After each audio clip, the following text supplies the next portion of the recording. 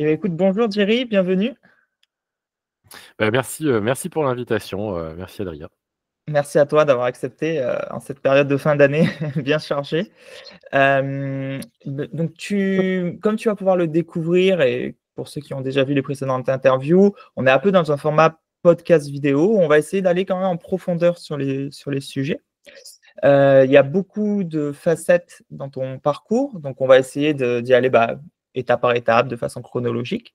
Donc déjà, est-ce que tu pourrais te présenter en quelques mots qui tu es, qu'est-ce que tu fais dans la vie? Oui, moi c'est Jerry, j'ai presque 40 ans. Je suis le directeur du service de recrutement d'Hawaii Code School, donc c'est moi qui suis en charge du service qui notamment recrute les formateurs principalement, mais pas que, hein, tous les collaborateurs et collaboratrices de ce côté-là. Je gère aussi la partie mentorat sur la plateforme SINA de l'Hawaii Code School.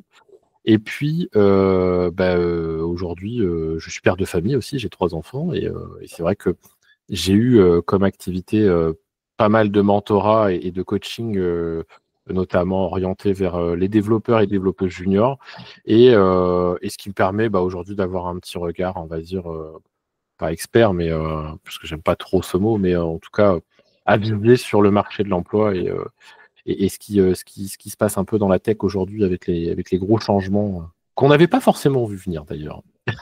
Effectivement, ouais. La raison pour laquelle je t'invite, c'est principalement pour cette double casquette mentorat, ton expérience de mentorat, et tu as aussi ta vision de recruteur, qui te donne du coup un certain point de vue sur le marché de la tech. Mais avant d'attaquer directement dans la tech pure, est-ce que tu peux nous parler un peu de ton parcours avant, parce que tu n'as pas toujours été dans la tech, si j'ai bien vu. Oui, oui, oui.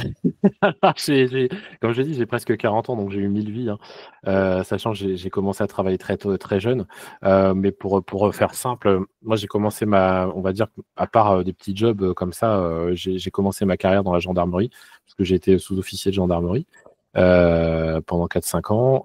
Et en fait, c'est à la suite de ça où je me suis reconverti dans la tech, en fait, principalement dans un premier temps, puisque j'ai fait un titre professionnel d'infographiste multimédia, donc à une époque où tout ce qui était dev n'existait pas en fait, hein. C'était un peu, mais c'était un peu l'objectif que j'aurais aimé en tout cas. Donc je faisais plus, on va dire la partie plutôt web design.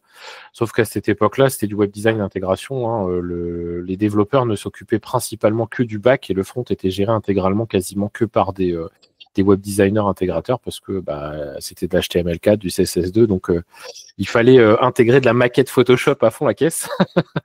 Et j'ai commencé comme ça donc dès 2011 dans cet univers tech, donc soit par des web agencies, soit par j'ai fait pas mal de freelance aussi, et pour être au final chef de projet web et responsable e-commerce sur différentes plateformes, puisque j'avais monté pas mal d'entreprises et j'avais participé à pas mal de projets start-up.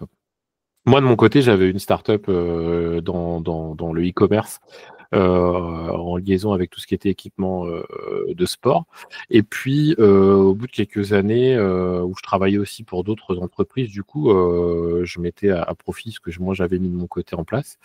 J'ai totalement changé de vie puisque je me suis assez vite fatigué du fait d'avoir été freelance pendant un long moment. Et surtout, pour mon propre patron, c'est qu'à un moment donné, j'en avais ras-le-bol de courir après les clients pour être payé. En fait, ça a été un vrai problème à un moment donné. Et puis malheureusement, la facture de trop m'a mis dans une difficulté bien trop importante dans ces eaux-là. Donc je me suis dit stop, je peux plus continuer comme ça. C'est trop stressant, c'est trop. Enfin, moi j'avais besoin de stabilité. J'étais déjà papa d'un petit garçon et en 2015, je venais d'avoir ma fille, donc mon deuxième enfant, et il fallait absolument que je retrouve de la stabilité. Et puis en fait, j'ai commencé à regarder un petit peu ce qui pouvait se faire et on m'a chassé. En fait, j'ai eu une recruteuse qui m'a appelé et qui m'a proposé en fait vraiment une mission qui n'avait strictement rien à voir avec ce que j'avais pu faire par le passé, à part mon propre point de vente, puisque j'avais mon propre point de vente à un moment donné. Mais l'idée, c'était de reprendre un magasin qui était en grande difficulté dans l'automobile, donc dans le monde des centres auto plus particulièrement. donc la réparation automobile. Et en fait, c'est un gros magasin dans le nord de Paris et ils en étaient alors 7e directeur en l'espace de 7 ans. Donc gros conflits sociaux à l'intérieur, voilà, très mauvaise ambiance, très mauvaise entente aussi avec les syndicats présents sur place, etc. Donc c'était assez particulier comme expérience. Mais moi, en fait, j'y étais en mode ouais, pourquoi pas, mais en fait, j'y croyais pas. Pour être tout à fait honnête, j'y croyais pas du tout. Juste, ça passera pas, c'est pas possible. Et en fait, ça passe. Ça passe, je suis recruté et en fait, je deviens directeur d'un magasin où je commence à manager une trentaine de personnes avec un bouclard qui faisait, alors qui avait un potentiel de 4,2 millions et qui faisait 2,8 millions. Donc, il y avait quand même une grosse chute qui était en train d'être faite. Et en fait, dès les premiers mois, je me rends compte que je suis capable de pouvoir faire des choses dans ce secteur-là, puisque je fais plus 30 dès le premier mois et ça continue comme ça pendant un certain temps. Et là, je me dis, ah ouais, donc tu te prends au jeu un peu de tout ça, de ces succès, parce que c'est quand tu es un peu voilà, joueur et que tu as envie de réussir, forcément, tu te dis, tu te laisses prendre au jeu. Donc, je continue comme ça pendant 3 bonnes années, en changeant une fois d'enseigne, puisque je vais ensuite chez l'un des plus gros fournisseurs de pièces automobiles dans le monde pour pareil, pour faire la même chose, pour reprendre un premier magasin puis un second. Et où je me retrouve à gérer cette fois-ci des magasins qui font 7,5 millions avec 40 personnes à manager, enfin voilà, et tout type, vraiment tout type de personnel. Donc c'est assez intéressant. Mais pareil, dans un climat social assez particulier parce que je me retrouve à devoir remplacer une personne qui est déjà, qui est encore sur place, qui garde exactement le même poste que moi, au même salaire et qui ne veut rien entendre en fait. Et qui par-dessus le marché se permet de faire des dingueries avec les collègues sur place en fait. Et à un moment donné, je me retrouve dans une situation où je me dis c'est pas possible, je vais pas pouvoir continuer comme ça. Enfin, ça devient du grand n'importe quoi. Et puis en plus, ça a été épuisant, sans parler du fait que à chaque fois que je reprenais un magasin, ça veut dire que je changeais de région. Donc, j'apportais toute ma famille avec moi, quoi. Donc, et je venais d'avoir mon troisième et dernier enfant, qui avait à peine 15 jours quand on a déménagé. Donc, c'était quand même assez sport. Et en 2019, je me suis dit, bon, stop, il faut qu'on arrête. Donc, on fait une rupture conventionnelle. Et là, je me dis, je me pose la question, je me dis, qu'est-ce que je fais? Est-ce que je pars dans un domaine qui m'a toujours fait rêver, qui est le cinéma, puisque ça a toujours été, on va dire, la chose que j'aurais aimé faire dans ma vie, tout ce qui est réalisation et scénario. Ou alors, je tente autre chose. Le problème, c'est que pour financer une école de cinéma en France, par le biais de Pôle emploi, voilà. Donc, il a fallu que je me raccroche à autre chose. Et là, je me suis dit, bon, le web, ça me manque quand même pas mal. J'ai adoré cette période-là, malgré tout. Mais par contre, il faut que j'y aille avec d'autres armes. Et puis en plus, ce que j'ai appris aujourd'hui est peut-être plus à jour, donc il faut que je me remette dans le bain, quoi. Et donc, je me décide à faire enfin une reconversion en tant que développeur web. Je me dis en 2019, tu vois, fin 2019, c'est le moment. Et je découvre une école qui s'appelle O'Clock, qui me permet de pouvoir faire cette expérience de reconversion de 5 mois en tant que de développeur à distance, en total télétravail. Et là, j'y prends vraiment goût et c'était vraiment très agréable. Et en fait, suite à ça, moi, je trouve du boulot quasiment 2 mois avant la fin de la formation, en fait, puisque mon parcours faisait que c'était quand même assez intéressant pour une entreprise, surtout les web agencies, de pouvoir avoir quelqu'un de multi-compétences, entre guillemets, puisque j'ai toujours fait du design depuis 2010, donc au final, j'avais pas perdu la main là-dessus. Et en fait, je fais une première agence, j'en fais une deuxième dans la foulée, mais plus orientée cette fois-ci dev, vraiment pure dev. Et entre-temps, en 2020, j'ai monté une communauté donc, que tu connais, qui s'appelle Haters, dont le but était vraiment de venir en aide en fait aux développeurs et développeuses juniors dans la recherche d'emploi en fait. Je me suis très vite aperçu que l'Eldorado qu'on nous promettait n'était pas forcément là, en tout cas pas pour tout le monde, et que parfois à certaines personnes qui avaient vraiment des compétences de fou, en tout cas qui avaient vraiment développé des véritables compétences techniques, il leur manquait pas grand-chose pour arriver à trouver du boulot. La seule chose qui leur manquait, c'était de savoir se vendre en fait. Je t'arrête juste un instant, du coup, dans la chronologie. Là, tu es encore développeur en poste dans la web agence tout à fait. au moment où tu crées ITER. Ok, Ouais, exactement. 2020, c'est ok, 2020. Je venais juste de ok, sortir d'Oclock, hein, donc il n'y d'accord. avait pas longtemps que j'étais sorti d'Oclock, peut-être 6 mois. Ouais. Donc 2020, je lance du coup Hater, et l'idée, voilà, c'était vraiment de venir en aide aux gens et de créer une communauté pour essayer d'avoir une certaine entraide, tu vois, qui se crée une émulsion positive qui pourrait justement permettre aux gens de pouvoir sortir de ouais, parfois de leur misère, parfois de leur dépression, parce qu'il y a des dépressions qui s'installent suite à ce genre de choses. Et j'ai connu quelqu'un qui s'est retrouvé dans une situation hyper délicate qui était de se dire, en gros, il a pris un crédit pour pouvoir se payer, se financer la formation, et en fait, malheureusement, il n'a pas trouvé de boulot derrière et il arrivait à court de chômage.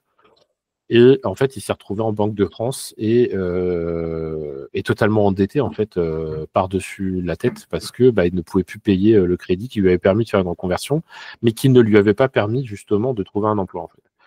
Et en fait, ça m'a beaucoup touché cette situation, donc je l'ai aidé comme je pouvais à justement essayer de s'en sortir.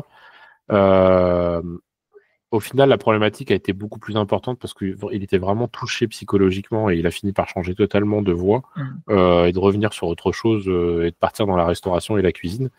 Mais c'est dommage parce que c'est quelqu'un qui avait vraiment un fort potentiel, mais je pense que voilà, il lui manquait pas grand-chose pour pouvoir arriver à s'en sortir et à essayer de voilà. Mais le fait que il fallait qu'il paye tout ce qu'il avait à payer, etc. À un moment donné, l'urgence de la vie fait que il avait plus le choix, quoi. Il pouvait plus se permettre de se dire non, non, je vais tenir, je vais tenir, je vais tenir. Donc ça a été la vraie problématique. Et du coup, cette expérience, en fait, je l'ai un peu vécu comme un échec personnel, même si moi, j'y suis pour rien, hein, malgré tout. Mais du fait de ne pas avoir réussi à l'aider, en fait, m'a donné envie d'aller plus loin et de tout faire pour aider toutes les autres personnes que je pourrais éventuellement rencontrer, quoi. Et donc, c'est de là qu'est née l'idée voilà, de Daters avec deux copains. Et puis voilà, on a tenu pendant 4 ans comme ça. Et, Ça a et été assez. ça avait quelle forme en fait? C'était un Discord? Comment vous Alors, il y avait un articoliez? Discord, ouais, c'était une vraie communauté. C'était un Discord, une sorte de communauté un peu associative. Il n'y avait pas de structure associative, puisque la problématique dans ce genre de choses, c'est que au départ, tout le monde veut te suivre. Puis après, tu te rends vite compte que tu es tout seul, en fait. Et là, je me suis dit, c'est hors de question que je monte une association si c'est pour que je me tape tout, quoi. C'était pas possible. Donc, et en même temps, les demandes, elles décroissaient pas. C'est-à-dire qu'il y avait vraiment énormément de gens qui continuaient à vouloir avoir besoin d'aide, etc. Donc, on avait de plus en plus de monde. On était plus de 3000 hein, à un moment donné sur le Discord. Et ça devenait compliqué. Et je te parle même pas des demandes que je recevais en message privé sur LinkedIn où c'était une dizaine par jour à un moment donné, quoi. Et là, j'avais plus où donner de la tête. Je me disais, c'est pas possible.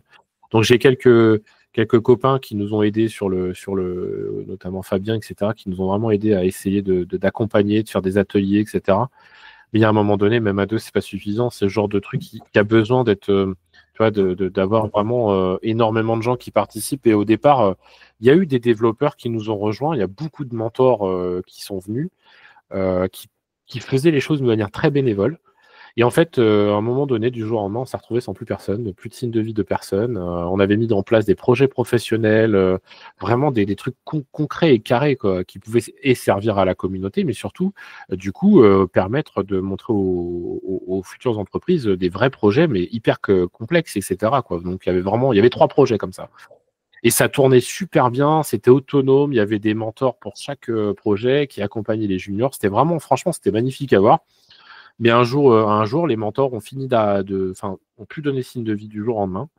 Et on s'est retrouvé avec des trucs, des projets qui sont mornés. Alors au départ, les juniors essayaient d'avancer comme ils pouvaient, mais à un moment donné, ils avaient tellement été loin dans la complexité Hmm. que ils étaient bloqués en fait. Ils savaient pas comment aller plus loin en fait. Et du coup, la frustration s'est installée et ça a commencé un peu à péricliter sur ce genre de choses. En parallèle, il y avait aussi toute la partie mentorat et coaching carrière, puisque ça, c'était.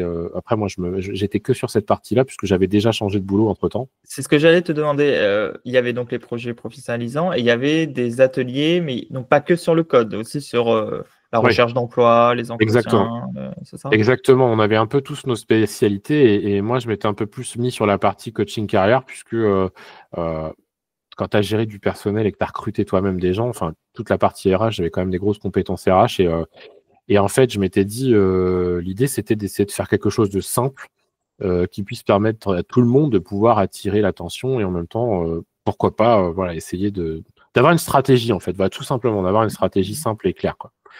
Et donc, moi, j'ai travaillé sur ce sujet-là. J'en ai d'ailleurs fait un bouquin que je distribuais, qui était vraiment une sorte de guide pour vraiment permettre aux gens de pouvoir essayer de s'orienter vers l'emploi. Et puis après, voilà, je faisais et du mentorat individuel et du mentorat collectif pour essayer justement de faire des petits ateliers, soit pour comment créer un CV percutant et professionnel, que choisir entre la lettre de motivation et le texte de motivation, quelle plateforme utiliser pour aller chercher des emplois. Enfin, il y avait vraiment plein de thèmes en fait qui étaient abordés. Et puis bah voilà, on a essayé de développer tout ça de manière bénévole pendant pas mal d'années. Ça a tenu 4 ans comme ça. Donc moi, ça m'a permis, entre guillemets, en 4 ans, de pouvoir accompagner à peu près pas loin de 700 personnes. Et justement, de leur permettre aussi de pouvoir soit trouver un stage, soit trouver un emploi, soit trouver une alternance, parce que voilà, parfois c'était aussi tout simplement de l'alternance qui était recherchée, surtout vers la fin où c'était beaucoup plus de l'alternance que des jobs.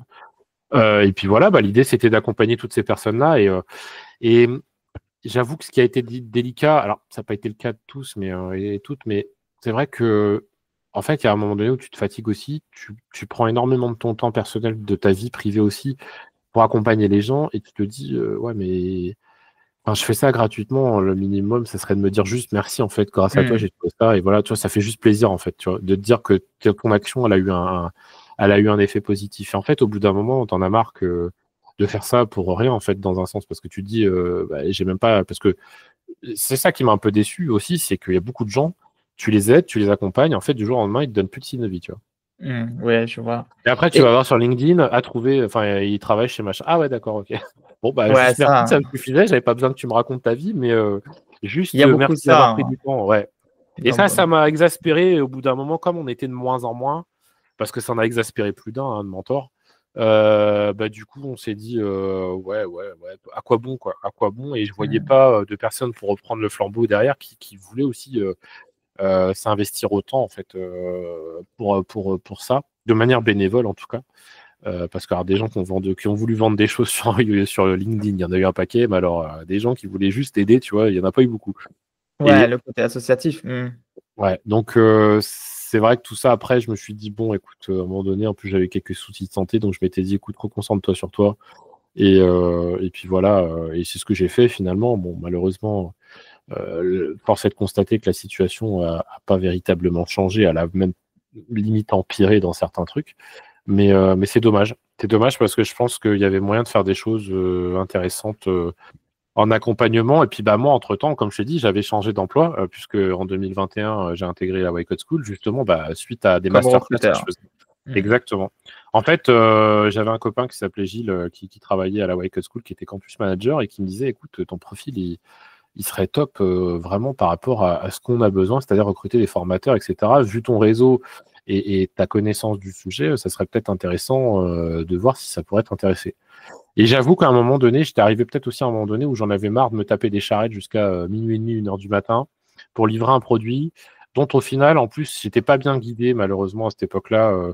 J'étais un peu en mode autonomie totale et il y a des trucs qu'on te disait ouais mais non en fait il fallait pas faire comme ça, on aurait préféré ça. Bah ouais mais moi j'étais pas là pour faire votre maquette, j'étais là pour faire le développement de l'application. Et en plus de ça, il faut que je vous fasse un design et que le design que je me retrouve à vous proposer, je sais même pas s'il va vous plaire. Donc en fait au bout d'un moment ça m'a saoulé. Je me suis dit bon ouais pourquoi pas, écoute. Changeons, ça me permettra, tu vois, de mettre en place l'intégralité de toutes les compétences que j'avais acquises jusqu'ici dans ma vie dans ce rôle-là. Et en fait, donc c'est ce que je fais, je tente ma chance et je suis recruté par la Wake Up School et puis j'y suis maintenant depuis presque 4 ans, quoi.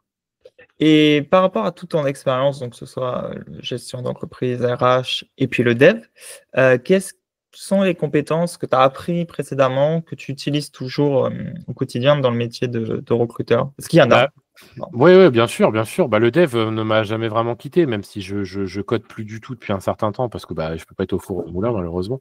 Mais si tu veux, la connaissance technique de l'environnement et surtout les problématiques rencontrées par les devs au quotidien m'a énormément servi, si tu veux, par rapport au choix que j'allais faire vis-à-vis des gens que j'allais recruter, etc.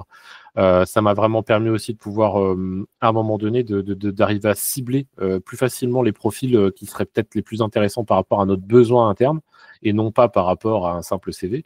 Donc, ça me permettait vraiment de gagner en efficacité et en rapidité, et ce qui me permet aujourd'hui d'avoir ce qu'on appelle un time to hire, donc un temps de recrutement en fait qui est hyper évolué. La moyenne, je crois qu'on doit être à 21 jours ou 26 jours pour la France, et je crois que moi je suis à 8,6 jours, tu vois. Donc, c'est-à-dire que c'est le temps qu'il me faut ouvrir pour trouver quelqu'un et l'embaucher entre le début le premier entretien et puis la fin de parcours, quoi. Donc, bah voilà, ça m'a permis de mettre en place aussi toute la stratégie de recrutement à la Wake Up School, parce qu'il y avait vraiment, il y avait rien en fait, hein. Quand je suis arrivé, il y avait juste un fichier Excel et il fallait se débrouiller avec ça, quoi. Donc, juste pour les gens qui ne connaissent pas, est-ce que tu pourrais en quelques mots présenter la White Coat School? Qu'est-ce que c'est? La Wake Up School, aujourd'hui, c'est une école qui permet à des gens de pouvoir justement se reconvertir dans les métiers de la tech et notamment dans les métiers en tension, en fait, concrètement. Ça a été longtemps un fer de lance dans le développement web. Aujourd'hui, on fait beaucoup plus de choses que ça, hein, puisqu'on travaille sur des métiers comme tous les métiers liés à la data, donc que ça soit de la data analyst à la data engineer, que ça soit aussi sur la partie cyber et infra, donc tout ce qui est admin 6, DevOps, cybersécurité, etc. On a aussi toute la partie product and design, donc tout ce qui est UX, UI, web design. On a eu du no-code aussi. Voilà, on essaie d'être le plus large possible. Puis à côté de ça, on a une plateforme qui s'appelle Sina, comme j'en parlais tout à l'heure, qui permet aussi de pouvoir monter en compétence sur des sujets bien spécifiques, sur des formations plus courtes, qui sont aussi finançables par CPF, etc. Et donc, qui permettent justement de pouvoir, par exemple, passer la certification PL300 pour Power BI, de pouvoir travailler sur toute la partie chat IA et Generative Prompt. Donc, voilà, il y a vraiment beaucoup de choses. On a aussi Python pour la data qui vient d'être lancé. Donc, il y a pas mal de choses qui ont évolué au fil des années aussi à la Wake Up School, puisque la Wide a pris vraiment une ampleur bien plus importante depuis qu'elle a été rachetée en 2022 par Future Group. Et donc, ça permet aussi de pouvoir répondre à d'autres besoins du marché aujourd'hui et d'orienter au fur et à mesure. Et puis là, on va avoir des formations de product design, enfin de product management, etc. Donc, ça va vraiment beaucoup plus loin que le simple dev qu'il y avait au tout départ qui a fait naître l'entreprise, quoi. Et j'avais une question parce qu'on a déjà eu des recruteurs donc de plateformes comme le Hibou ou des recruteurs aussi indépendants, mais tu es le premier qui est dans une école. Tu disais quand tu es arrivé, donc il n'y avait pas de process de recrutement encore structuré. Oui. C'est quoi le process de recrutement que tu mets en place? Comment tu fais pour détecter les bons freelances? Parce que dans notre audience, on a aussi beaucoup de freelances, certains qui sont expérimentés et qui ont envie peut-être de devenir formateur un jour ou l'autre. C'est quoi les process que tu mets en place? Nous, on a voulu quelque chose de très, je dirais, de très réactif. En fait, on était quand même à un moment donné, quand je suis arrivé en 2021, on allait rentrer dans le dur, c'est-à-dire qu'on allait arriver dans une période qui était la période d'or, hein, l'âge d'or, si je puis dire, du recrutement dans le dev, hein, puisque tu l'as connu toi-même. Ça a été assez particulier, c'est-à-dire que, il y avait énormément de besoins en termes de dev et pas assez de dev, en fait. Grosso modo, si on écoutait les entreprises, en tout cas. Et donc, en fait, les devs étaient, tirés dans tous les sens et chassés dans tous les sens. Et moi, l'idée, c'est de me dire, donc il y a cette urgence. Et moi, l'idée, c'était de me dire, si j'ai des profils qui sont intéressants et qui correspondent totalement à notre mindset, je voulais absolument pas les perdre, donc il fallait absolument être réactif. Tu vois, on pouvait pas se permettre de passer 3 mois à recruter quelqu'un, c'est juste pas possible, quoi. Et en plus, je trouve pas ça respectueux pour les gens, tu vois. Et donc, j'ai essayé de réfléchir à un process rapide, efficace et respectueux des candidats et des candidates. Et donc, on s'est dit un process en 3 étapes. Parce que l'idée, c'était de dire il fallait que chaque étape soit différente et ne se ressemble pas. Parce que sinon, ça n'a aucun sens. Enfin, si tu passes ton temps à devoir réciter ton CV à chaque étape, ça n'a aucun sens. Moi, je trouve ça d'une débilité sans nom. Et en plus, franchement, réciter un CV, il n'y a rien de plus chiant. Et normalement, ton CV, il est censé être là pour parler à ta place. Donc, au pire des cas, je trouve que normalement, les recruteurs devraient avoir à dire, alors moi, sur cette expérience-là, il y a ça qui m'intéresse, je vais peut-être plus le questionner sur ce sujet-là, plutôt que de lui demander de me refaire son parcours.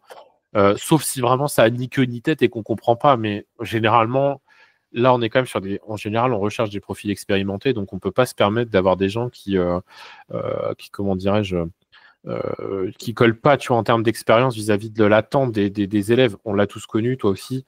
Quand on avait un formateur, on était assez exigeant avec parce qu'on ne voulait pas quelqu'un qui ne savait pas de quoi il parlait, parce qu'on avait besoin d'être rassuré, en fait. On avait absolument besoin d'être rassuré, de savoir qu'est-ce qui allait se passer ensuite, quoi. Après la formation, parce que la formation c'est bien, on est dans un cocon, on est en sécurité, on touche ses dicks, etc. Mais à côté de ça, derrière, c'est la grande inconnue, quoi. Donc on ne sait pas à quoi s'attendre.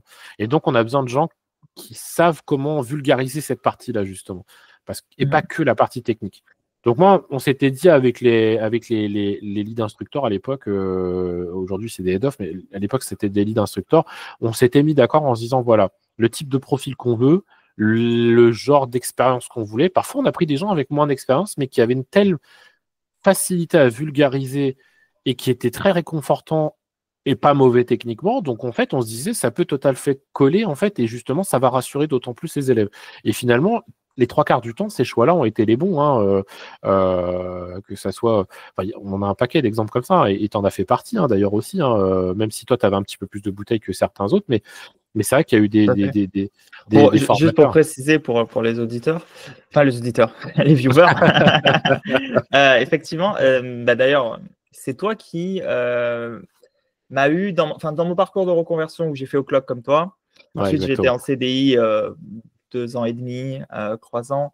Et j'avais un moment où je voulais basculer freelance. Exact. Et c'est grâce à toi que j'ai pu faire ce mouvement de bascule, vu que tu m'avais contacté sur LinkedIn pour me proposer mon premier poste en freelance à la Wild. Exactement. Qui m'a permis d'enchaîner l'émission, tout à fait. Et c'est vrai qu'il y a l'expérience technique, mais globalement, à partir du moment où tu as une certaine expérience de 2 croisants, le deuxième élément, comme tu dis, qui a beaucoup joué, c'est le côté pédagogique. Surtout quand on est sur des DWM, où le niveau technique est un socle de base, le côté pédagogique va énormément jouer. Donc oui, je suis tout à fait d'accord avec toi. Et donc, du coup, c'était dans l'idée de cibler le mieux possible, de ne pas perdre du temps avec des CV, je ne vais pas dire des CV inutiles, mais des profils qui ne serviront pas du tout, des gens qui sont plutôt là en mode mercenaire pour l'argent et pas autre chose.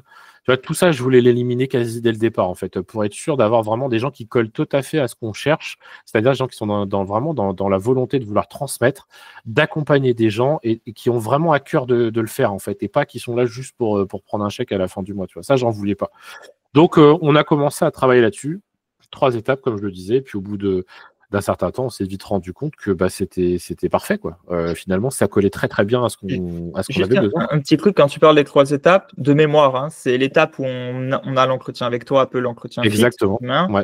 L'entretien tech ensuite, voilà, et puis la simulation de cours. Ça exactement, c'est ça. Pour être formateur, en tout cas chez nous, c'est les 3 étapes en question. L'entretien tech n'étant pas un test technique, hein, parce que nous, encore une fois, j'étais contre cette idée de devoir prouver techniquement par un test basique, en plus, qu'on est apte techniquement ou pas. Alors qu'une conversation bien ciblée et vraiment un échange peut être beaucoup plus constructif.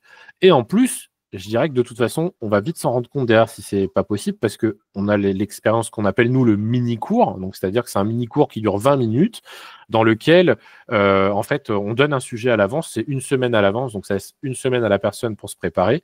Et le jour J, elle doit nous faire le mini-cours comme si nous, on était ses élèves, en fait, tout simplement. Donc, on est généralement 3-4 dans le jury, dont le head-off du service en question. Donc, pour le dev, le head of dev, par exemple. Et donc, en fait, on se positionne vraiment comme des élèves. On précise à l'avance, il faut absolument vulgariser comme si on était des débutants, clairement. Et au bout de ces 20 minutes, nous, on pose des questions pendant 5-10 minutes, mais des questions techniques pour le coup aussi.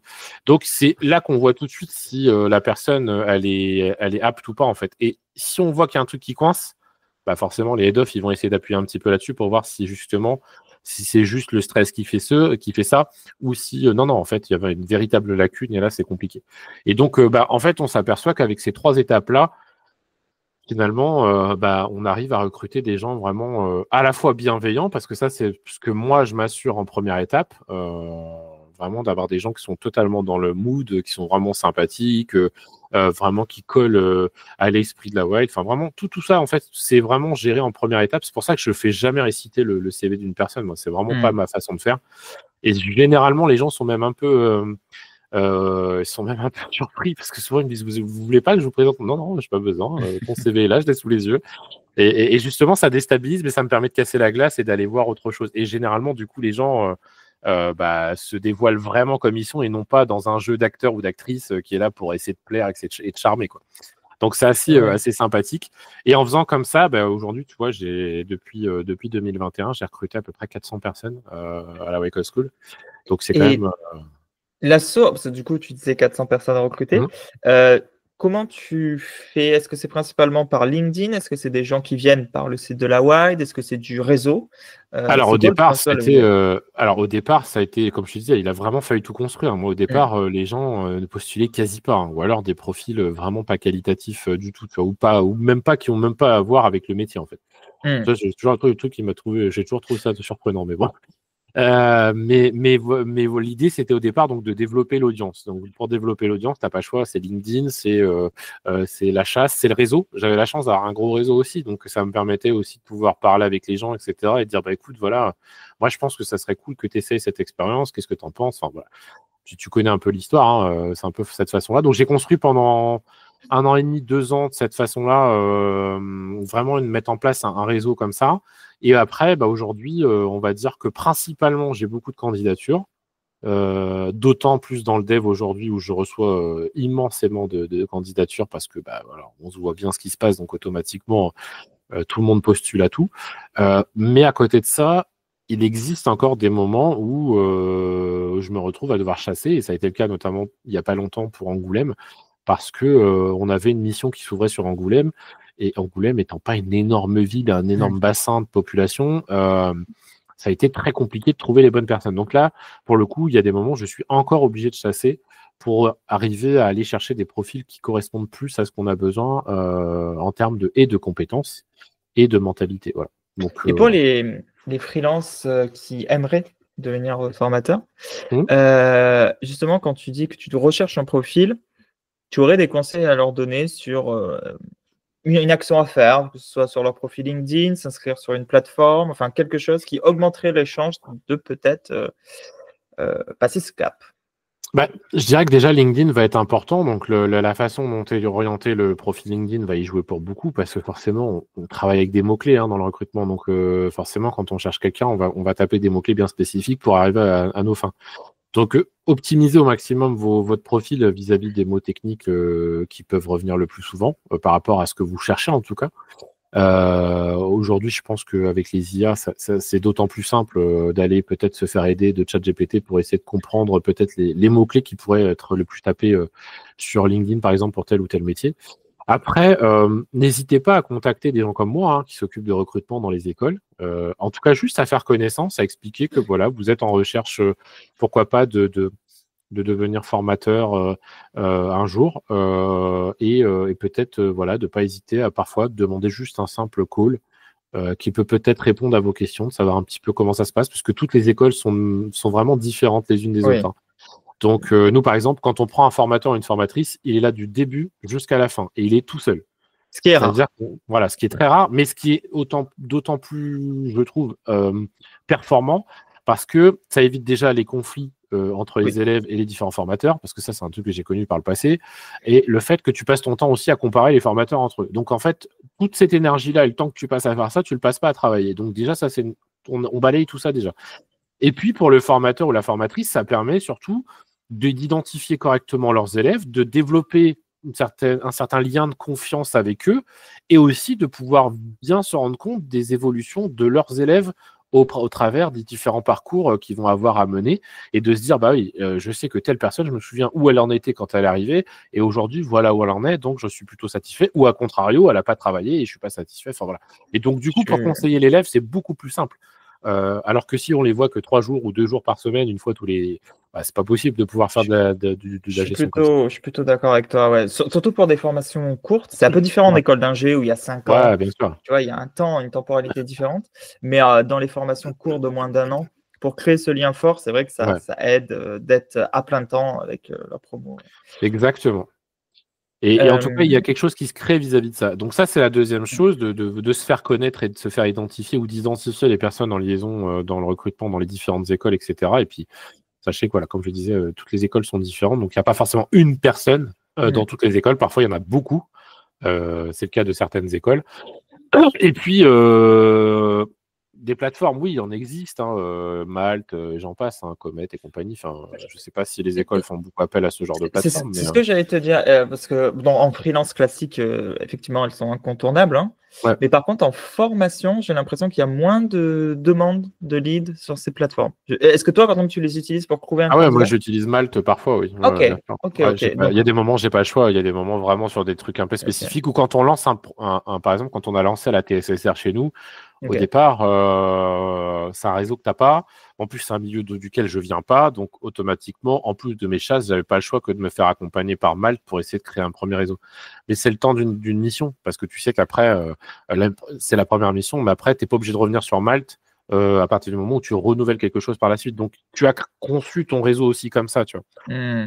Après, des plateformes qui existent, alors moi, je vois plein, enfin, moi, je suis limite harcelé tous les jours par des personnes qui me proposent les profils des uns et des autres parce qu'ils ont monté une ESN de formateurs de je sais pas quoi. Moi, je le dis ouvertement, c'est pas que je veux pas, mais il y a un moment donné, dites-vous que vous êtes 100 comme ça tous les jours à me demander, et au bout d'un moment, c'est fatigant. Donc, à la longue, on n'a plus envie de répondre parce que voilà, on n'a pas le temps. Enfin, j'ai pas la bande passante pour me permettre de dire et d'expliquer à chaque fois à chacun pourquoi je n'ai pas besoin de faire appel à telle entreprise et pas d'autres. Et auquel cas, si vraiment demain j'ai un vrai besoin, je vais chercher à faire appel peut-être à ce genre de structure. Mais dans un premier temps, en tout cas aujourd'hui, parce que c'est un budget aussi, il faut se le dire, c'est pas gratuit. Ouais. Même si on essaie de nous rassurer, oui, mais c'est compris. Non, ouais, non, mais d'accord, mais d'autant qu'en plus, je rappelle qu'aujourd'hui, avec Calliope, on ne peut pas faire ce qu'on appelle de la sous-traitance en cascade, ce qui est assez technique comme ça, dit comme ça, mais ça veut dire que grosso modo, la personne qui va être formateur ou formatrice doit être la personne qui va être facturée, enfin qui va facturer directement l'école en fait. Il ne peut pas y avoir d'intermédiaire, sauf si c'est comme Malte, par exemple, une plateforme de mise à disposition, ou par exemple comment on appelle ça, où tu peux avoir le portage salarial. Oui, portage salarial. Exactement. Sinon, tu ne peux pas faire appel à une entreprise que tu factures et qui, elle, va facturer un autre freelance, etc. Ça, c'est interdit, en fait. Sinon, on perd Calliope, en fait. Et comme Calliope est obligatoire aujourd'hui, sans ça, on peut plus du tout avoir accès à des financements publics, etc. Bah, forcément, en fait, ça a tué pas mal d'entreprises dans ce secteur-là aussi à cause de ça. Après, de ce que je vois, parce que je suis d'accord avec toi, surtout qu'il y en a beaucoup qui sont nés. Bon, nous, on en fait avec mon associé Frédéric, on a créé AirSkill, mais sur un biais un peu différent. Parce qu'en gros, nous, ce qu'on a vu qui nous plaisait pas trop dans le ESN, c'est le côté un peu usine à la chaîne, voilà, sans compétences pédagogiques spécifiques, parce que la plupart, en plus, sont plus axés sur du consulting, normalement. Et elles vont vers les écoles, mais quand il y a une offre sans vraiment avoir d'expertise pédago. Donc, nous, on a essayé déjà de se spécialiser sur ça. Il y a aussi le côté avec les candidats, c'était un peu mécanique. Et maintenant, on a un peu l'impression d'être des numéros. Donc, nous, on a fait tout un système différent où, déjà, on a un entretien d'1 heure avec la personne, un peu comme tu fais à la Wine, en 3 étapes. Et en plus, on n'a pas ce côté opaque, c'est-à-dire que l'offre soit publique ou pas, le candidat connaît le tarif final. On a essayé de rajouter ces steps. Il y a aussi, et c'est ce qu'on essaye de faire, je pense que c'est important quand tu te spécialises dans le contenu pédago, que la structure elle-même devient Calliope à un moment quand même. Je pense que ça peut vraiment être une step supplémentaire pour pas justement rester dans ce système apporteur d'affaires, simplement. Pour passer la step suivante, c'est un investissement. Mais quand on est spécialisé dans la pédagogie, je pense que c'est vraiment l'étape clé. Nous, c'est ce qu'on va essayer de faire en 2025. On va essayer de passer cette step-là. Ouais, et puis c'est un coût, c'est pas donné en plus Calliope, parce que c'est un coût, un coût quand même pas négligeable et qui revient tous les 18 mois d'ailleurs. Avec les audits. Avec les audits, etc. Donc c'est quand même une machine, c'est une usine à gaz, le truc. Mais en tout cas, voilà, je le dis pas avec dédain vis-à-vis de ce que j'appelle des ESN de formateurs, mais les 3 quarts du temps, comme tu dis, c'est la vérité, c'est qu'en plus, les 3 quarts n'ont même pas d'expérience en tant que formateur, en fait. Ou alors qu'ils viennent de l'enseignement public, et ça nous intéresse pas du tout, en fait, l'enseignement public. Parce que on a une pédagogie inversée à la Wake School, donc, en fait, qui a rien à voir avec ce qui se passe à l'école classique. Donc, quelqu'un qui a l'habitude du classique, nous, ça va pas forcément coller, en fait. On s'en est rendu compte avec le temps que, parce que, voilà, c'est très ancré, c'est une déformation professionnelle, limite à un moment donné. Donc, Nous, on en a un, il est carrément arrivé un jour en disant aux élèves, vous devez me vous voyer, etc. Là, on s'est dit, non, mais tu me trompes, là, ça va pas le faire. Là. Et au final, ça l'a pas fait. Au bout d'un mois et demi, il est parti tout seul, en fait. Et là, tu te dis, ah ouais, d'accord, bon, bah ok, on sait que, tu vois, typiquement, ça, c'est pas possible. Quoi. Je suis tout à fait d'accord. D'ailleurs, avec Erskine, notre boîte, on a un peu des fois ce rôle de SaaS où, selon le profil, on va lui dire, bah, tu peux plutôt faire école d'ingé, classique, cours magistraux, tout ça, ou reconversion. Parce que quand même, c'est deux univers bien différents. Pas tellement sur le plan technique, même s'il y a des spécificités, parce que oui, en 5e cycle d'école d'ingé, c'est plus poussé, forcément, vu qu'il y a eu 4 années avant. Mais particulièrement quand même dans la pédagogie, comme tu dis. La plupart des reconversions, que ce soit la WIDE ou les autres, sont en pédagogie active ou inversée, ce qui n'est pas le cas dans les établissements publics. Donc, quand même, selon les profils, c'est important de pouvoir les guider. Et quand tu n'as pas cette expérience de dev ou de formateur, bah, c'est compliqué. C'est un peu plus compliqué pour guider tes formateurs. Ok, et là, le 4e point que je voulais voir avec toi, c'était un peu le marché de la tech en général.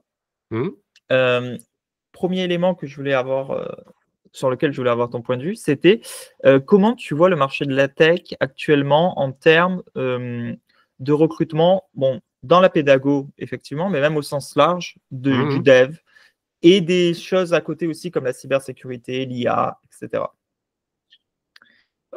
C'est ce que j'ai évoqué à un moment donné tout à l'heure où je disais que justement les choses sont bien plus importantes aujourd'hui qu'elles ne l'étaient déjà à l'époque où j'ai monté Hater, ce qui me semblait déjà quand même un point à l'époque difficile.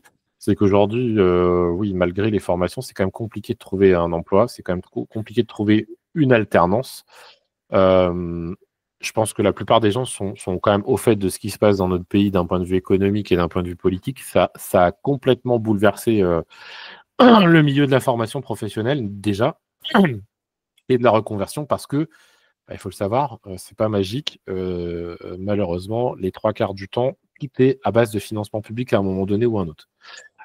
Si c'est pour de l'alternance, ça va être avec les OPCO. Si c'est pour de la reconversion pure, ça va être avec, à l'époque, Pôle emploi, donc maintenant France Travail.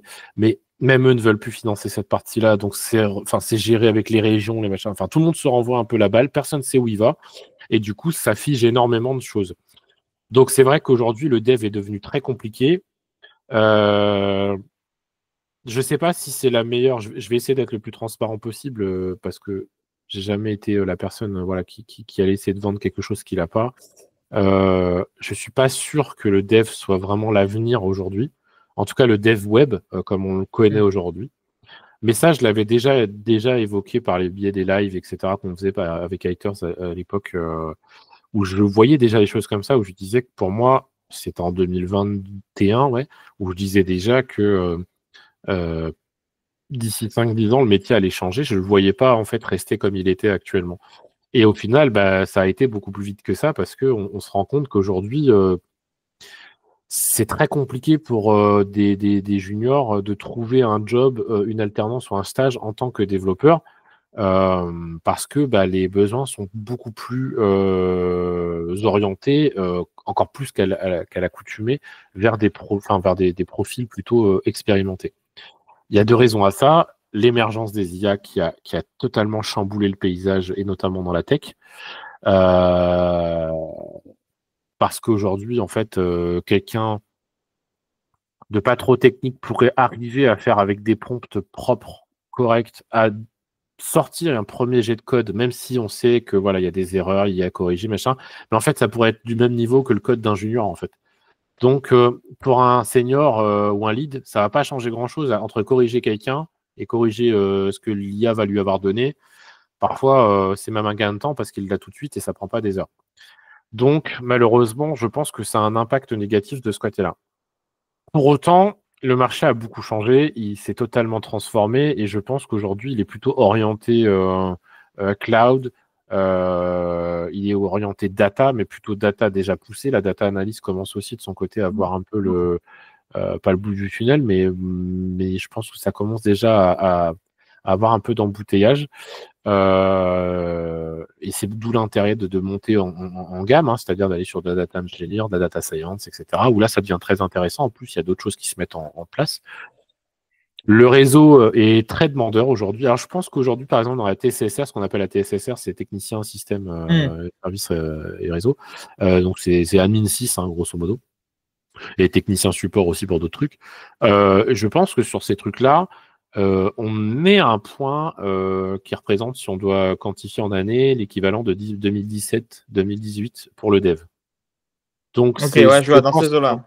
ouais, ça va peut-être être je pense, un secteur qui va donner, parce qu'en plus, il y a ce fantasme du DevOps qui est un métier qui n'existe pas, hein, soit dit en passant. Hein. L'accumulation de plein de compétences qui font que tu deviens DevOps. Et en fait, je pense qu'il y en a de plus en plus besoin aujourd'hui, et aussi pour la partie cloud, puisque forcément, tout a été chamboulé avec le temps. Moi, il y a 10 ans de ça, on avait un serveur Linux sur lequel on mettait, on mettait un site web très facilement en place, avec un hébergement qui avait un coût fixe, etc., etc. Aujourd'hui, c'est plus du tout ça, hein, d'exporter un site web. Il faut se mettre sur des serveurs, c'est au coût, à la demande, etc. Enfin, donc les coûts sont extraordinaires, parce que comparé à ce qu'on payait avant, tu pouvais avoir un hébergement web dédié pour, je sais pas moi, 15 balles par mois. Là, parfois, tu vas payer beaucoup plus, parce que toutes les requêtes que tu vas effectuer toi-même pour faire ton site web et travailler dessus, en attendant, c'est des requêtes qui comptent, quoi.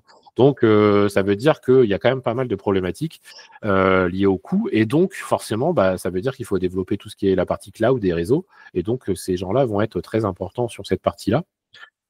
Et puis, je pense qu'il va y avoir aussi toute la partie produit qui va continuer, mais plutôt côté marketing, je pense, parce que c'est quand même un poste assez marketing, le product management, où il va y avoir, je pense, aussi des besoins pour essayer de réfléchir aux besoins futurs, en fait, et d'arriver à les matérialiser. L'IA va de toute façon continuer, on va pas se mentir. Je pense que maintenant qu'on a mis le doigt dedans, c'est terminé, on reviendra pas en arrière. Même si j'aime dire que James Cameron nous avait prévenu, mais pour ceux qui ont la ref. Mais en tout cas, je pense que vraiment, oui, on va aller droit dedans. Ça veut dire qu'il va falloir aussi des gens qui soient compétents pour développer ce genre de choses, mais c'est pareil, on n'est plus du tout dans du développement web, on est dans du développement d'applications et voire même développement logiciel. Et pour ce genre de choses, au vu des risques qu'il y a quand même derrière, voilà, on part plutôt sur des diplômes d'ingé, architecture logicielle et compagnie, où c'est quand même encore autre chose, quoi. Je suis plutôt d'accord avec toi. Après, sur le domaine purement, donc oui, les secteurs d'avenir, effectivement, même la cybersécurité aussi, j'ai vu beaucoup de collègues. La cyber, oui et non. La cyber, oui et non. Même. Oui, parce qu'il y a un gros besoin et qu'on est méga en retard en France. Mais le problème, c'est que c'est un univers trop élitiste encore. C'est-à-dire oui, que voilà, eux, ils sont pas en 2017, ils sont en 2012.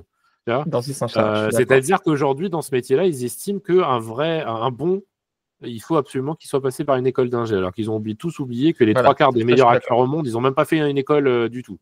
Tu vois, c'est un peu le problème. Je suis tout à fait d'accord avec toi. Mais par contre, sur le nombre de demandes, pour l'instant. Ah bah oui, voilà. Là, pour le coup, on va être sur des marchés tendus, ça c'est clair. Mais il n'y aura pas la réponse en face, parce que les écoles d'ingé, elles n'arrivent pas. Déjà, elles n'arrivent plus à attirer autant qu'avant. Il y a il faut savoir il est prévu, de ce que j'ai lu dans des études, etc. Il faudrait que je retrouve pour sourcer, mais il est prévu quand même une grosse baisse des fréquentations des écoles d'ingé, notamment en informatique et cybersécurité. Hein. C'est-à-dire que visiblement, il semble y avoir un désamour pour ce genre de métier chez les jeunes qui sortent post-bac, en fait, aujourd'hui. Et donc, ils considèrent que on n'arrivera pas à former autant de personnes que le besoin nécessaire pour l'instant. Voilà, pour l'instant. La faute à quoi? Ça, après, je laisserai chacun faire son analyse. Mais, je suis plutôt d'accord. Après, sur le domaine web, je pense quand même qu'il y a. Alors, je vois comme toi, hein, il y a des difficultés parce que il y a le contexte macroéconomique. Et même au niveau micro, il y a le fait qu'il y a eu beaucoup quand même de juniors qui sont arrivés. Du coup, il y a un peu plus de concurrence qu'il y a 10 ans, forcément. Bien sûr. Mais je suis plutôt optimiste. Enfin, moi, ce que je vois, si je compare, donc là, je parle de tous les organismes de formation classique. Je pense que les 2 steps qui manquent vraiment, c'est pas tellement la formation initiale. Parce que tu vois, par exemple, une formation de 5 mois, 6 mois, bien faite, ça donne quand même des bases. C'est pas suffisant. Oui, il va falloir que la personne continue par elle-même. Mais par contre, il manque 2 steps pour moi quand même. Alors, soit ça devrait être les écoles qui le font, soit des assos comme tu avais fait avec ITERS. C'est quand même la step des projets professionnalisants, post-formation. Il y en a déjà dans la formation, mais forcément la durée est plus courte. Donc, ça serait bien des projets. Donc, quand je dis projets professionnalisants, soit c'est une asso qui pourraient le faire. Soit c'est les écoles qui mettent en place des plateformes avec, tu vois, des genres de portails de projets type où il y a une correction par les pairs ou autre, un système qui permet de mener à bien ces projets professionnalisants, qui pourraient même être réalisés pour des associations caritatives ou des startups MVP, peu importe. Et le deuxième volet qui manque, c'est le côté inclusion dans la vie réellement professionnelle. Ouais, donc c'est-à-dire stage, mais c'est que je trouve que les réseaux d'alumni, d'anciens élèves, de tous les organismes de reconversion, parce que j'en ai vu pas mal, si tu les compares avec, par exemple, les écoles d'ingé ou même 42, sont quand même mieux implantées parce qu'elles investissent beaucoup dans l'événementiel, dans prendre le temps avec les entreprises. Moi, clairement, mon modèle pédagogique, c'est 42, c'est la White, c'est O'Clock, c'est plutôt la pédagogie active. Donc, je ne suis pas tellement dans le modèle école d'ingé. Mais par contre, sur le réseautage auprès du réseau professionnel, je pense que les organismes de reconversion, qui sont plus récents aussi, les écoles d'ingé, ça fait quand même très longtemps qu'elles sont sur le territoire, il manque ce petit maillage. S'il y avait un réseau d'alumni plus ancien, et puis une plateforme, qu'elle soit associative ou qu'elle soit des écoles, peut-être même une initiative inter-école. Je sais par exemple dans la région du PACA, il y a une association qui s'appelle Code 4 Sud, je crois, qui regroupe tous les bootcamps de la région et qui font des hackathons, donc ce genre de choses. Peut-être qu'au niveau national, il pourrait y avoir une genre d'organisation similaire pour aider à faire des projets professionnalisants pour les alumni de toutes les écoles ou autres. Mais il manque cette étape, en tout cas. Et puis, ça fait surtout des choses à montrer. Enfin, c'est ce que je conseillais souvent. Et malheureusement, c'est le conseil que... Alors, soit que les juniors ne voulaient pas entendre, en tout cas pour certains, soit que ça leur passait par-dessus la tête. C'est que si vous n'avez rien à montrer, en fait, comment voulez-vous que quelqu'un qui recrute un profil de base, en plus pas forcément débutant, ait envie de vous prendre vous plus qu'une autre personne, en fait? Le souci, il est là, c'est que la première étape et le premier succès, c'est d'obtenir le premier rendez-vous. C'est ça, en fait. C'est comme dans la vie amoureuse, c'est-à-dire, la première étape, c'est le premier rendez-vous. Voilà. Il faut arriver à choper ce premier rendez-vous. Et c'est exactement la même chose avec l'emploi. Il faut arriver à choper ce premier rendez-vous. Et si vous y arrivez, c'est là où, si vous n'êtes pas trop mal fait au niveau de la tête, normalement, vous allez vous dire, il faut que je mette toutes les chances de mon côté, je prépare bien mon entretien, enfin voilà, tout ça, etc. C'était ça que j'apportais en réalité, moi, dans le mentorat. C'était de préparer les entretiens, c'était de préparer les candidatures, d'arrêter de balancer des candidatures à tout va, parce que moi, je le dis et je signe, hein, même si beaucoup m'ont dit, ouais, c'est pas vrai, machin. Ça n'empêche que moi, ma méthode a fonctionné et je m'aperçois que finalement, de postuler sur des choses bien ciblées, à moindre échelle, avec moindre quantité, ça permet quand même de pouvoir viser plus juste. Parce que balancer à tout le monde son CV, au bout d'un moment, vous aurez fait le tour de tout le monde et vous serez grillé partout. Donc déjà, ça, c'est la première règle. Et en plus de ça, c'est de se dire, admettons, demain, l'entreprise Tartampion vous appelle, vous ne vous souvenez plus de qui c'est. Parce que ça fait partie des centaines de CV que vous avez envoyés. Je vous assure que ça va être un moment très gênant au téléphone quand la personne va vous dire je suis de telle entreprise et que vous allez vous dire ou vous allez oser demander ah oui, mais je me souviens plus, vous pouvez me réexpliquer. Non, mais ça se dit pas, ça. Enfin, t'as postulé, c'est toi qui recherches, c'est pas quelqu'un d'autre. Donc, tu dois être au courant de l'entreprise dans laquelle tu as postulé parce que sinon, ça veut dire qu'en fait, tu considères que l'entreprise dans laquelle tu as postulé, en fait, c'est une entreprise comme une autre et puis tu t'en fous, quoi. Et ça, c'est un vrai problème. Donc, mais bon, il y a plein de choses comme ça qui seraient à faire. Moi, je réfléchis franchement à remettre en place du mentorat. Alors, ça ne sera pas du mentorat bénévole, hein, très clairement, je ne peux plus. Je ne peux plus prendre autant de temps pour ce que ça m'a rapporté, entre guillemets, si je puis dire, même si je n'ai pas fait ça dans un but vénal ou quoi que ce soit. Mais il y a un moment donné, je pense qu'il faut aussi se dire que le temps, malheureusement, c'est de l'argent. Donc, je réfléchis à remettre en place du mentorat carrière et coaching prochainement. Je suis vraiment en train d'y réfléchir de manière active, voir quelle formule serait la mieux. Parce qu'aujourd'hui, je me dis que ça peut peut-être aussi être une façon d'accompagner les gens de manière un peu différente, d'avoir quelque chose de plus personnalisé et où du coup, comme il y a quand même un coût, de se dire qu'on peut prendre un peu plus de temps pour faire les choses aussi, donc et plus qualitatif. Donc je réfléchis vraiment à relancer tout ça, mais plutôt voilà, encore une fois, sous la base d'un forfait ou quelque chose comme ça. Donc il n'y a rien de fait, mais en tout cas voilà, c'est une petite exclu que je te donne. Mais en tout cas, je pense cool. je pense que je vais y revenir de cette manière-là. Alors, ça ne sera pas les yeux de la tête, hein, bien sûr, mais il faut vraiment que j'essaye de benchmarker un peu ce qui se fait et ce qui serait le mieux et voir si ça correspond aussi aux besoins des gens, hein, parce que peut-être que les gens vont me dire ouais, mais moi, ça ne m'intéresse pas, donc je pourrais comprendre Je aussi. Ouais. pense que de façon globale, il y a une attente de coaching tech et aussi entreprise, enfin, comment on peut dire, pas entreprise, mais Ouais, c'est ça. comment tu appelles ça? Tu l'as dit tout à l'heure. Coaching carrière? C'est ça. Voilà, Ouais, pour moi, c'est les ça, hein. entretiens, le soft skill, le Ouais. CV. Parce que pendant un moment, j'ai pas été que recruteur. C'est ce que je disais, j'ai travaillé aussi pour d'autres entreprises hein, avant de rejoindre la Wild, etc. J'avais fait un peu de recrutement aussi pour des boîtes comme CGI, etc. hein, donc, c'était pas non plus anodin. Et le truc, c'est que j'avais fait ce qu'on appelle j'étais agent de carrière, en fait, agent de dev, fut un temps. Donc, j'avais des devs que je représentais. Et en fait, grosso modo, mon job, c'était de leur trouver des missions, etc. Donc, c'était comme un agent artistique, hein, c'était dans le même esprit. Donc, tout ça mis bout à bout a fait qu'aujourd'hui, ça m'a permis d'avoir quand même une certaine expertise du marché et de pouvoir essayer d'aider au mieux. Moi, je suis pas là, le genre de personne à vous promettre quoi que ce soit. Je garantirai jamais rien, déjà, premièrement, parce qu'il y a trop de paramètres qui rentrent en compte, et notamment l'investissement personnel. Si l'investissement personnel n'est pas là, on aura beau faire toutes les meilleures choses du monde, ça ira pas plus loin. Et même sur la partie technique, même si aujourd'hui, je pense que les juniors ont besoin d'accompagnement pour progresser, mais je pense aussi qu'il y a possibilité de passer un peu outre certaines choses, d'avancer plus vite en tout cas, parce que l'IA a quand même permis quand même beaucoup de choses aussi, hein, malgré tout de ce côté-là aussi. Ça n'a pas été que négatif pour les juniors, au contraire, moi j'aurais kiffé avoir ChatGPT à l'époque. Ça m'aurait dépatouillé à certains moments et évité certaines nuits blanches. C'est sûr, oui. Moi Mais aussi. c'est clair. Mais du coup, tu vois, il y a peut-être moyen de trouver une solution, d'arriver à dire, d'intégrer aussi l'IA aussi dans le dev, parce que ça, aujourd'hui, on peut plus dev comme dans le temps. Enfin, dans le temps, je parle de ça comme si ça faisait 10 ans, alors que ça fait même pas, ça fait 1 an que ça existe. Mais je pense qu'il faut l'intégrer, il faut savoir l'intégrer, se former là-dessus. Donc, je pense que si je devais proposer un truc, ça serait un truc un peu complet. Mais voilà, c'est pas encore d'actualité, j'y réfléchis et je pense que je vais essayer de proposer ça, je pense, là, au courant janvier, on verra bien. Affaire à suivre. Je vais te poser 2 dernières questions. Ça serait, est-ce que tu alors à 2 cibles différentes. La cible des juniors, est-ce que tu aurais un conseil ou des conseils pour qu'ils puissent essayer d'avoir leur premier job, notamment avec ton expérience de mentorat précédemment où tu as vu beaucoup de profils passer? Et la deuxième, c'est en lien avec ton poste actuel, parce qu'on a un peu ces 2 cibles, hein, des juniors et des freelances.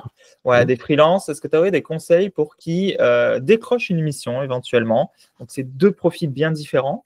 Voilà, ce serait 2 questions de la fin. Pour les juniors, comme je le disais tout à l'heure, la première des règles, c'est l'investissement personnel. Ne pensez pas que vous arriverez à évoluer sans vous investir vous-même. Et si vous passez du temps, si passer du temps en dehors de la formation ou du travail, enfin peu importe votre situation, en plus à devoir avancer sur ce genre de sujet, pour vous c'est une contrainte, déjà, arrêtez tout. Je vous le dis honnêtement, arrêtez tout, ça sert à rien, parce que malheureusement, ça fait partie de ces métiers où si vous ne vous investissez pas au maximum, vous n'évoluerez pas aussi vite que les autres. En fait, il faut vous dire que c'est comme une course. Et si vous commencez votre course avec les lacets attachés entre eux, des 2 chaussures, ça risque d'être catastrophique. Et vous avancerez bien plus lentement que les autres. Donc, automatiquement, si vous voulez avancer vite et trouver très vite un travail par la suite, il va falloir vous investir à fond.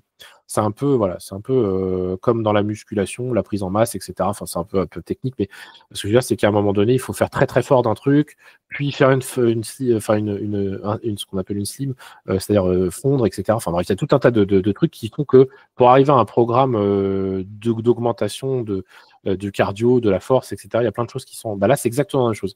C'est-à-dire que il va falloir passer, je ne sais pas, admettons, se donner un objectif de trimestre, en parlant en trimestre, en quarter, et en se disant, voilà, pendant un trimestre, il va falloir que, voilà l'objectif qu'il va falloir que j'atteigne à la fin de ce trimestre-là, et ainsi de suite, et ainsi de suite, et ainsi de suite, step by step, quoi. Mais pendant ces steps-là, il va falloir y aller, il va falloir donner. L'investissement personnel, ne pas hésiter à demander de l'aide, parce que souvent, on pense qu'on ne veut pas déranger, etc. Et parfois, on a tout simplement juste besoin de poser une simple question et on ne sait pas trop comment la formuler. Et le fait de la dire à quelqu'un, parfois on trouve la réponse tout seul déjà. C'est un peu la méthode du canard en plastique. Et puis quand on n'a pas la réponse tout seul, parfois ça peut aider. Donc il existe sans doute encore des endroits où les gens s'entraident, etc. Je ne sais pas trop. J'avoue que j'ai plus trop suivi cette partie-là, mais Il doit sans doute exister encore ce genre de lieu ou de forum où on peut parler avec les gens et demander de l'aide. C'est la base d'Internet de toute façon. Et puis, vous remettre en question, en fait. Il y a un moment donné, il faut vous remettre en question constamment et vous dire peut-être que si je trouve pas, c'est qu'il y a un problème qui vient de moi aussi, à un moment donné. Parce que parfois, on n'a pas bien fait les choses, on ne s'est pas bien présenté, ou on est trop sûr de soi, ou alors on pense être dans la bonne route et en fait, c'est pas ça. Enfin voilà, ça c'est la base de la vie, je dirais même. Donc là-dessus, voilà, n'hésitez pas à aller de l'avant. Et puis bah voilà, comme je vous ai dit, vous faire accompagner, je pense que ça peut aider, au moins un temps. Après, c'est comme quand on était bébé, hein, qu'on a commencé à marcher. On nous tenait la main au départ, et puis un jour, nos parents ont arrêté de nous donner la main, et puis on s'est débrouillé tout seul. Bah, c'est exactement la même chose. Donc parfois, ça peut prendre. Il y en a certains avec qui j'ai mentoré, ça a été très très vite, parce qu'il manquait vraiment pas grand-chose. Et il y en a d'autres, bah oui, ça a pris plus de temps, mais au final, ça a marché. Donc parfois, il faut aussi savoir prendre son temps et marcher avant de courir. Voilà. Donc pour les juniors, ça sera un peu les choses que je donnerais comme idée en tout cas, parce que c'est pas des conseils, c'est plus voilà, une idée de mettre des idées à mettre en place. Et puis pour les seniors, je sais que le marché du freelance en ce moment pour les devs, il est assez particulier, il est très compliqué même. Et je m'en suis rendu compte tout simplement, déjà dans un premier temps, comme je disais, c'est que il fut une époque pour avoir un freelance, c'était compliqué. Aujourd'hui, c'est une dizaine de freelances qui nous contactent à la semaine pour savoir si on n'a pas du boulot pour eux. Donc quand on en vient à ça, je pense que déjà ça commence à devenir compliqué. Et c'est vrai que automatiquement, bah, c'est logique. Les entreprises ont besoin de se rassurer financièrement et donc ça coûte moins cher de CDIser que de prendre des freelances sur long terme. Il faut le savoir, même si beaucoup pensent que non, mais si en fait. Ça coûte beaucoup moins cher même. Et le truc, c'est qu'il y a un moment donné, bah, automatiquement, vous vous retrouvez face à deux situations. Soit vous décidez de revenir dans le CDI pour attendre le creux de la vague et vous dire, bon, je me mets en sécurité, comme ça a été le cas pendant le Covid, où on a connu ça aussi, où les gens, pendant les différents confinements, se sont dit, bon, moi, je vais me remettre en CDI en attendant parce que je sais pas où on va et c'est trop chaud et j'ai peur. Donc, les gens se sont remis tranquillement en CDI et puis après sont revenus au freelance. Soit vous voulez absolument continuer en freelance, ce qui peut être aussi très intéressant. Et là, deux possibilités s'offrent à vous. Vous développez l'anglais au maximum et vous essayez de vous internationaliser, parce qu'il y a quand même beaucoup de choses à faire, déjà ne serait-ce qu'en Europe, mais pas que, hein, je parle de l'Amérique du Nord, etc. Il y a quand même beaucoup de boulot. Et quelqu'un qui n'a pas peur, pas froid aux yeux et qui est courageux, qui maîtrise bien l'anglais, peut facilement s'en sortir, je pense, dans une destination autre que la France. Hein. Faut pas avoir peur de ça aussi. J'en parle avec un copain qui est en Chine hier, justement, et qui, justement, lui, dit plus jamais je reviens en France. Alors après, pour tout un tas de raisons, mais en tout cas, ne serait-ce que déjà pour le boulot et les finances, où pour lui, justement, ça n'a plus rien à voir avec ce qu'il a vécu, justement, sur ce genre de job ailleurs. C'est quasiment du double, du simple au double parfois. Soit, dans ce cas, si vous n'êtes pas encore à l'aise ou que avec l'anglais et que vous n'avez pas forcément envie, tout simplement, de travailler en anglais au quotidien. Après, c'est d'essayer de vous créer un réseau, d'essayer de parler aux gens, parce que c'est la meilleure façon de pouvoir essayer de trouver des choses, c'est de parler. Hein. Il n'y a pas de, il y a pas de il y a pas de solution miracle. Hein. Le réseautage, c'est la vie. Hein. C'est la vie est basée là-dessus. Hein. C'est les relations sociales entre les gens et parfois le fait bah, de vous être mis bien avec telle personne ou telle personne, et ben ça va. Enfin voilà, moi quand j'ai des missions qui me tombent comme ça, qu'on me demande, c'est pas pour moi, mais parfois j'ai des copains qui me disent bah tiens. Je galère à trouver quelqu'un là-dessus, tu peux pas essayer de m'aider. Bah moi, tu vois, je suis le premier à partager en disant bah voilà, est-ce que ça intéresserait quelqu'un, machin, etc. Donc je pense que si on se débrouille bien, ça peut et on se fait un beau réseau, ça peut permettre en tout cas d'arriver à obtenir gain de cause. Les plateformes en ce moment ont un peu de mal. Hein. Moi, je connais pas mal de monde chez Malte en interne qui me disent que c'est un peu compliqué les missions freelance en ce moment. Donc dans ce cas-là, soit de revoir le format, c'est-à-dire plutôt peut-être pour repartir sur un format plus light.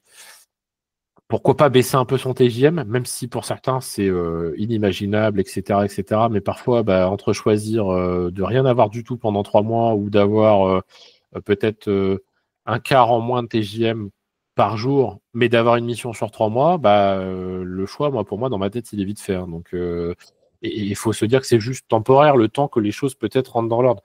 Parce que il va falloir vous dire une chose, c'est qu'on va rentrer dans une situation, je pense, économique de plus en plus compliquée et dont on ne sait pas en fait encore à quoi s'attendre. Donc, il va vraiment bien falloir réfléchir à tout ça chacun de son côté et de se dire parfois, oui, vous avez une valeur et ça, j'en suis le premier à le dire et je suis tout à fait conscient, mais voilà, est-ce que tu préfères rester sans rien du tout pendant 3 mois ou même 6 mois ou même 1 an, admettons si on prend sur une année, ou est-ce que tu préfères perdre un quart de tes revenus mais avoir du boulot et avoir une rentrée d'argent? Moi, je sais pas. Comme dirait une certaine personne sur les réseaux, la question elle est vite répondue à mes yeux. Donc, Je pense que de mon point de vue, les 3 clés, ouais, il y a l'anglais, ce que tu as dit, c'est vrai. ouais. Surtout que maîtriser l'anglais avec un niveau suffisant, tu peux y arriver relativement rapidement parce que en dehors de la France, les gens sont beaucoup moins concentrés sur l'accent Oui. qu'en France. Donc, c'est-à-dire que si tu vas travailler avec une entreprise américaine, tant que tu parles de façon fluide et que tu te fais comprendre et qu'ils te comprennent, ça ne va pas les gêner. On le voit dans même la Silicon Valley où il y a des nationalités bien sûr. de partout avec des accents marqués, ça ne les dérange pas vraiment. Donc, l'anglais. Le réseau, je pense que tu as raison. Nous, on a fait la guilde des devs sur Marseille, qui est un Discord où on fait des événements, des meet-up. Ça joue beaucoup quand même. Et je pense LinkedIn aussi. Je pense que c'est les 3 axes. Ouais. Et pas que LinkedIn, je trouve qu'il s'essouffle pas mal quand même. Je sais pas C'est pour vrai. toi, mais moi je trouve j'ai de toutes plus les en plus de missions bullshit sur LinkedIn. Et en tout cas, moi j'en ai un peu marre des gens qui ont l'impression d'avoir sauvé le monde alors qu'ils ont juste écrit un texte. Ah oui, d'accord. Sur ce côté-là, ouais. Mais par contre, donc du coup, ça a tendance à m'agacer et j'ai tendance à plus lire en fait les articles ou quoi que ce soit parce que ça me gonfle en fait de lire des conneries en fait. Mais par contre, le côté lead, c'est vrai que j'ai eu 90% de mes missions sur LinkedIn. Ouais, c'est vrai. Beaucoup moins. Et j'ai pas assez développé Malte, par exemple, c'est vrai. Je pense que c'est intéressant aussi d'être sur les plateformes. Mais il faut avoir une vraie stratégie du coup, parce qu'il y a un vrai algo, tu vois, qui pour te mettre en avant. Je pense que, ouais. L'avantage de Malte, après, je sais pas pour les autres et je fais pas spécialement de la pub pour Malte, mais l'avantage de Malte, c'est que normalement, si je me souviens bien, en tant que freelance, tu es payé en fait par Malte.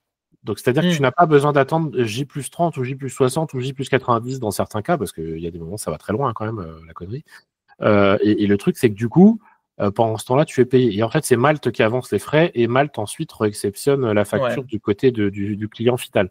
Ça peut être aussi bien pour quelqu'un qui commence tout juste dans le freelance, qui n'a pas de trésor et qui a un peu peur de se lancer. Voilà. Après, il y a aussi Jump qui peut être intéressant si vous ne voulez pas vous lancer totalement en freelance. Être indépendant sans vraiment l'être totalement, c'est 99 € par mois, je crois, de ce que j'ai entendu. Et en fait, c'est un peu comme du portage, mais un peu différent. C'est un mix entre freelance et portage. Et quoi qu'il arrive, c'est 99 €. Il n'y a pas de frais supplémentaires. Et en fait, vous percevez un salaire classique, etc. Et eux s'occupent du reste, charges sociales et tout ce qui va bien. Donc, il y a plein de solutions en vrai. Je pense que parler en fait déjà, ne serait-ce que vous renseigner, essayer de faire des connaissances, comme tu dis, d'avoir des réseaux soit locaux, soit nationaux. Parler avec des gens aussi, je pense comme moi parfois, peut vous aider par moment à essayer de savoir où placer l'aiguille à un moment donné ou le cap. Je pense que ça peut aider. Il ne faut pas hésiter. Puis si les gens sont normalement bienveillants, moi j'ai jamais envoyé paître quelqu'un parce qu'il avait une question ou qu'il n'était pas sûr ou quoi que ce soit. Après, je dis pas que je vais répondre dans la minute, mais tout dépend de ma bande passante. Mais en tout cas, j'essaie toujours de répondre et de donner de donner conseil comme je peux. Après, je suis pas un expert, comme je le dis. J'essaie juste de voir avec des informations par rapport à ce que moi je vois avec mes propres yeux, quoi. Après, j'ai pas forcément la vérité absolue non plus, quoi. Et pour terminer, est-ce que tu voudrais ajouter quelque chose? Est-ce qu'il y aurait une question que je t'ai pas posée, un message que tu voudrais dire? Non, écoute, ça a été un échange hyper intéressant. C'est vrai que ça faisait un petit moment que j'avais pas fait ça, donc c'est cool. Ça fait toujours plaisir de faire ce genre d'exercice et puis de voir que voilà, il y a toujours des gens qui sont motivés pour faire avancer les choses. Donc ça fait plaisir, alors, en tout cas. Et puis voilà, de voir aussi des gens qu'on a vus à un moment donné de leur carrière grandir aussi. Donc c'est toujours hyper appréciable aussi ce côté-là. Donc, merci pour l'invitation. C'était très merci à toi, Jerry. Double merci d'abord, comme je t'avais dit, parce que c'est toi qui m'as donné le premier job pour être formateur. Et formateur, je le voulais depuis longtemps. J'avais même écrit dans le blog d'Oclock. Il m'avait fait une interview. Je m'en souviens, je l'avais vu. C'était ça que je voulais faire. Donc, ouais, merci pour cette D'où le opportunité. fait que je t'avais contacté. Hein, parce que Ah, c'est par rapport à ça, tu vois, j'ai bien fait de le dire. Non, mais parfois, c'est bête, mais si vous dites pas les choses, on peut pas le deviner, en fait. Et parfois, on C'est fait de ça. la simple chasse. Mais du coup, quand tu as en plus la personne qui te dit qu'elle veut faire ça, bon, bah, c'est d'autant plus intéressant. Parce que du coup, quand tu C'est vas la vrai, chercher, tu sais déjà qu'elle va être intéressée. c'est vrai. Et puis, merci pour cet entretien. Ouais, je t'en prie. Merci À à toi. bientôt, au revoir.